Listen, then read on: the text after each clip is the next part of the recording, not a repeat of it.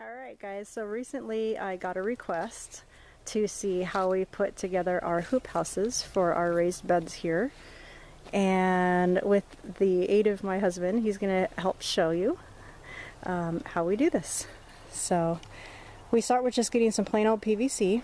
What do you think? What do you think the diameter of this PVC is? Does it say on it? 1/2 inch. 1/2 inch. Okay, so you can do an inch, but I like to use 1/2 inch. It's just easier to, yeah, it's more flexible and easier to bend. So I'll help you if you want to get on the other side, and I'll get on this side. And we're just going to demonstrate on this bed. It's got a big sunflower in it, but we're going to do it anyways. So just stick it right in the corner. And they go in, I don't know, about as deep as the cinder blocks are. Just shove it in. Yeah, you just shove it in. And then I'll get this end. Or yeah, you do that. Put some muscle into it. And then one in the middle. I think he's got it handled. And it's pretty flexible. I think one person can do it themselves. These have already been kind of conditioned to be in this particular shape. That's a little bit crooked, but you get the idea. But the first time you go to bend them when they're really, really straight, it's a little bit more difficult. You might need 2 people to do it. It looks kind of scary. Like it's gonna die. Oh yeah, oh you can definitely smack yourself in the face if you let go. So use caution. Alright, and then I have found through experience that if you use zip ties to put this ribbing in, it will, as you can see, I've used it in the past, it just gets weather checked and it ends up just breaking. And then so I found out that the best thing to do is to use wire, and it lasts forever. And I'll let him demonstrate that for you. Just wrap it around. Doesn't need to be nothing fancy, it just needs to hold the ribbing in place. And this is just to help support the overall structure, and it's also going to help hold on the plastic covering. Alright, and then this one here, and you can put as many hoops as you want. You can do 3 or 4, I just did 3 for this demonstration here. And you do want to make sure that they're centered, so when you look down the center, they look even and not all wonky. So that's pretty straight looking down. I mean, I would tweak it a little bit, but we're just getting ready to take this back down, so I'm not going to really get perfect with it. And so these are some covers that we made, and it's just, I don't know the mil thickness of this plastic, but it's heavy duty. It really, it's what I'm saying is it holds up to this UV rays of the sun really good. It doesn't get brittle. So just stick that down in there,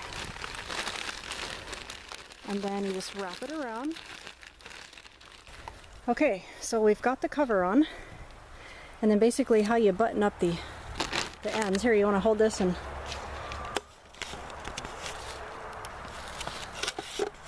alright, so this is how I like to button it up.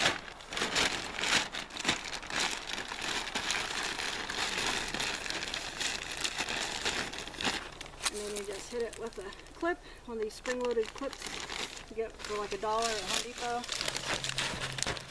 Tighten it down, and that's it. And you do that on the other side. And so this is what you're left with.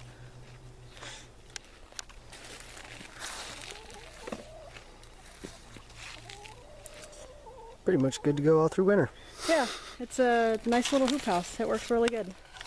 As far as the construction of this, besides the plastic that we used, we just got these little furring strips.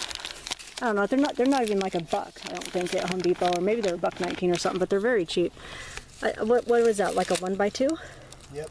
Okay, so it's 1x2, and all we did is we measured how much length we would need for plastic to go from one end to the other, and then on the bottom side of this we just staple gunned it.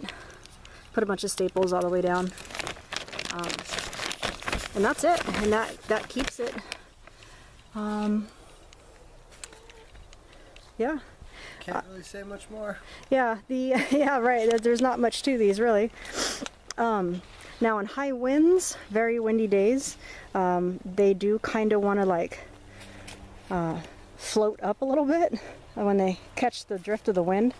But I've never had one blow all the way off unless it was so bad that it ripped the staples out and got detached from the wood, and then of course the plastic goes flying. So it doesn't happen very often. It's not really that big of a nuisance. And you can tighten all this up too. And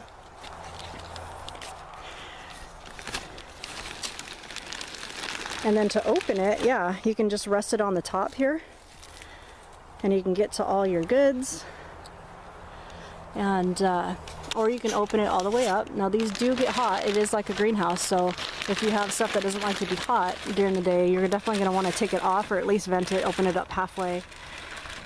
Just monitor your plants to see how they are doing under this row cover here, or hoop house rather. So anyways, but yeah, it'll definitely extend your season. At the end of the season, it will give you a jump start in the spring as well, because you can be sowing all your carrot seeds and your greens and everything, and it have a nice little warm area to live. All right, I hope you found this video helpful in some way, shape, or form.